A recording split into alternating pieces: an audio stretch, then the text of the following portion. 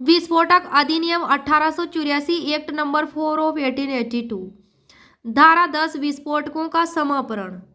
जब कोई व्यक्ति इस एक्ट या इस एक्ट के अधीन बनाए गए नियमों के अधीन दंडनीय किसी अपराध से दोष सिद्ध किया जाता है, तब वह कोर्ट जिसके समक्ष वह दोष सिद्ध होता है निर्देश दे सकेगा कि वह विस्फोटक या विस्फोटक के संगठक या वह पदार्थ यदि कोई हो जिसके संबंध में अपराध किया गया है या उस विस्फोटक संगठक या पदार्थ का कोई भाग उन्हें अंतर्विष्ट करने वाले पतों के सहित समाप्त हो जाएगा। क्या हो जाएगा? सीज कर लिया जाएगा, समाप्त हो जाएगा। विस्फोटकों का समापन धारा 10 में। धारा 11 है वायुयान या जलयान का करस्तंभ। जहां किसी वायुयान या जलयान के स्वामी या मास्टर को उस वायुयान जलयान से या उसके संबंध में किए गए किसी अपराध के लिए जुर्माना संदत करने के लिए इस एक्ट के अधीन न्याय निर्णीत किया जाता है, वहां कोर्ट जुर्माने का संदाय करने को विवश करने के प्रयोजन के लिए अपनी किसी अन्य शक्ति के अतिरिक्त यह निर्देश दे सकेगा कि उस वायुयान और उसके फर्नीचर या फर्नीचर के उतने भाग को या जलयान और उसके टेकल पोत सज्जा और फर्नीचर या उसके टेकल पोत सज्जा और फर्नीचर के उतने भाग को जितना जुर्माने के संदाय के लिए आवश्यक हो करस्तंभ और विक्रय द्वारा उद्ग्रहित किया जाए। कुर्की वगैरह या उसको सेल करना, ये सब इनके द्वारा उद्ग्रहित किया जाएगा। धारा 12 है दुष्प्रेरण और प्रयत्न। जो कोई इस एक्ट या इस एक्ट के अधीन बनाए गए नियमों के अधीन दंडनीय अपराध के किए जाने का आईपीसी के अर्थ में दुष्प्रेरण करेगा या कोई ऐसा अपराध करने का प्रयत्न करेगा और ऐसे प्रयत्न में उसे करने की दिशा में कोई कार्य करेगा, वह ऐसे दंडित किया जाएगा मानो उसने वह अपराध किया हो। धारा 13 है खतरनाक अपराध करने वाले व्यक्तियों को वारंट के बिना गिरफ्तार करने की शक्ति। जो कोई ऐसा कोई कार्य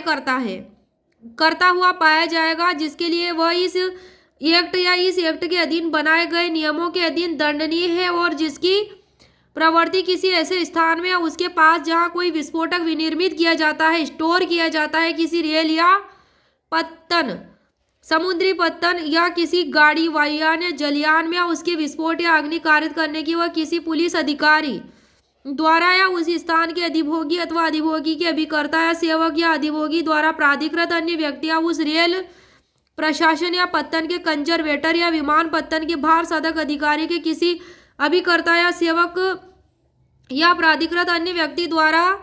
वारंट के बिना पकड़ा जा सकेगा और उस स्थान से जहां गिरफ्तार किया जाता है हटाया जा सकेगा और सुविधा अनुसार यथाशीघ्र किसी मजिस्ट्रेट के समक्ष ले जाया जा सकेगा। धारा 14 सेक्शन 14 व्यावृत्ति और छूट देने की शक्ति। धारा 8, 9 और 9 का के सिवाय, इन तीनों धाराओं के सिवाय इस एक्ट की कोई बात केंद्र सरकार द्वारा बनाए गए नियमों या विनियमों के अनुसार संघ के किसी सशस्त्र बल और ऑर्डिनेंस फैक्ट्रियों या ऐसे बल के अन्य स्थापनों द्वारा केंद्र सरकार के अधीन या राज्य सरकार के अधीन नियोजित किसी व्यक्ति द्वारा इस एक्ट के निष्पादन में किसी विस्फोटक के विनिर्माण, कब्जे, प्रयोग, परिवहन या आयात को यह बात लागू नहीं होगी। उपधारा 2 कहती है कि केंद्र सरकार किसी विस्फोटक और किसी व्यक्ति या व्यक्तियों के वर्ग को इस एक्ट या इसके अधीन बनाए गए नियमों के सब उपबंधों या उनमें से जो भी है किसी से पूर्णतः या किन्हीं ऐसी शर्तों के अधीन जिन्हें अधिरोपित करना वह ठीक समझे शासकीय राजपत्र में अधिसूचना द्वारा क्या होगा? छूट दी जाएगी। अब है धारा 15 आयुध अधिनियम 1959 की व्यावृत्ति। इस एक्ट की कोई बात आयुध अधिनियम 1959 एक्ट नंबर 54 के उपबंधों को प्रभावित नहीं करेगी। जो भी इस एक्ट के थ्रू जो भी रूल्स वगैरह जो भी बनाए गए हैं, जो भी बात है, तो वह क्या होगा? आर्म्स एक्ट को प्रभावित नहीं करेगी। परंतु किसी विस्फोटक के विनिर्माण, कब्जे, विक्रय, परिवहन या आयात के लिए इस एक्ट के अधीन अनुज्ञप्ति अनुदत्त करने वाला प्राधिकारी यदि उन नियमों द्वारा जिनके अधीन अनुज्ञप्ति अनुदत्त की गई है इस निमित्त सशक्त हो तो अनुज्ञप्ति में लिखित आदेश द्वारा निर्देश दे सकेगा कि उसका प्रभाव उक्त आयुध अधिनियम के अधीन अनुदत्त अनुज्ञप्ति के समान ही होगा इन मामलों में।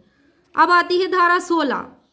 धारा 16 है अन्य विधि के अधीन दायित्व के बारे में व्यावृत्ति। इस एक्ट या इस एक्ट के अधीन बनाए गए नियमों की कोई बात किसी व्यक्ति को किसी ऐसे कार्य या लोभ के लिए जो इस एक्ट या उन नियमों के विरुद्ध अपराध होता है अभियोजित किए जाने या इस एक्ट अथवा उन नियमों द्वारा उपबंधित रीति से अन्य उच्चतर दंड या शास्ति के जिसके दायित्वाधीन वे उस अन्य विधि के अधीन और दायित्वाधीन होने से नहीं रोकेगी। क्या होगा?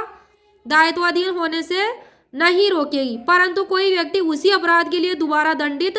नहीं किया जाएगा। अब आती है धारा 17 विस्फोटक की परिभाषा, अन्य विस्फोटक पदार्थों को विस्तार।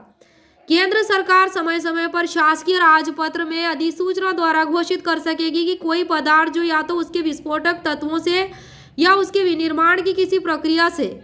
विस्फोटनीय होने के कारण केंद्र सरकार को जीवन या संपत्ति के लिए विशेष या खतरनाक प्रतीत होता है, इस एक्ट के अर्थ के में विस्फोटक समझा जाएगा और इन अधिनियमों के उपबंध जैसे अपवाद परिसीमा और निर्बंधनों के अधीन रहते हुए जैसे अधिसूचना में निर्दिष्ट किया जाए तथा अनुकूल उस पदार्थ पर इस प्रकार विस्तारित होंगे मानो इस एक्ट में विस्फोटक पद की परिभाषा के अंतर्गत धारा 17 का प्रत्यायोजित करने की शक्ति। धारा 17 का में कि केंद्र सरकार शासकीय राजपत्र में अधिसूचना द्वारा निर्देश देगी कि धारा 5(6)(6) का धारा 5(6)(6) का धारा 14(17) के अधीन शक्ति से भिन्न किसी ऐसी शक्ति का प्रयोग या कृत्य का निर्वहन जिसका प्रयोग या निर्वहन उसके द्वारा इस एक्ट के अधीन किया जा सकता है, ऐसे विषयों के संबंध में और ऐसी शर्तों के अधीन यदि कोई हो अध्ययन रहते हुए जो नोटिफिकेशन में निर्दिष्ट करे स्पेसिफाई निम्नलिखित द्वारा भी किया जा सकेगा कि ऐसा अधिकारी या प्राधिकारी जो केंद्र सरकार के अधीन हो, यदि राज्य सरकार है ऐसा अधिकारी या प्राधिकारी जो राज्य सरकार के अधीनस्थ हो। अब आती है धारा 18 नियमों को बनाने प्रकाशित करने और पुष्ट करने के लिए प्रक्रिया। उपधारा है कि इस एक्ट के अधीन नियम बनाने वाला प्राधिकारी नियम बनाने से पूर्व उन व्यक्तियों की जानकारी के लिए जिनसे प्रभावित होने की संभावना हो प्रस्तावना नियमों का एक ड्राफ्ट प्रकाशित करेगा। उपधारा 2 प्रकाशन ऐसी रीति में किया जाएगा जैसी केंद्र सरकार समय समय पर शासकीय राजपत्र में अधिसूचना द्वारा विहित करे। प्रारूप के साथ एक सूचना प्रकाशित की जाएगी जिसमें कोई ऐसी तारीख भी निर्दिष्ट होगी जिसको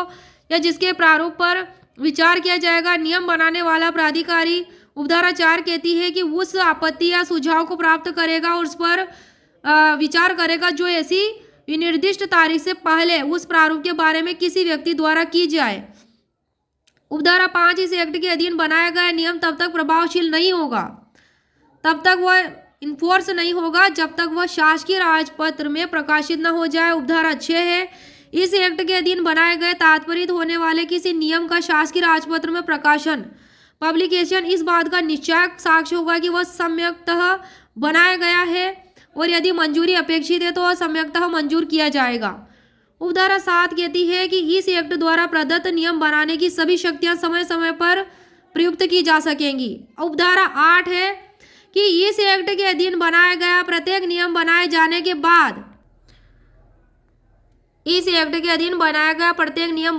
के बाद यथाशीघ्र जितनी जल्दी हो सके संसद के प्रत्येक सदन के समक्ष राज्यसभा लोकसभा जब वह सत्र में हो कुल 30 डेज कुल 30 दिन की अवधि के लिए रखा जाएगा और वह अवधि एक सत्र में अथवा 2 या 2 से अधिक अनुक्रमिक सत्रों में पूरी हो सकेगी। यदि उस सत्र के या उससे पूर्वोक्त अनुक्रमिक सत्रों के बाद ठीक बाद के सत्र के सत्र अवसान के पूर्व दोनों सदन उस रूल में कोई परिवर्तन करने के लिए सहमत हो जाए तो तत्पश्चात वह ऐसे परिवर्तित रूप में ही प्रभावी होगी। यदि उक्त अवसान के पूर्व दोनों सदन सहमत हो जाए कि वह नियम नहीं बनाया जाना चाहिए तो तत्पश्चात निष्प्रभाव हो जाएगा, किंतु नियम के ऐसे परिवर्तित या निष्प्रभाव होने से उसके अधीन पहले की गई किसी बात की विधि मान्यता पर प्रतिकूल प्रभाव नहीं पड़ेगा।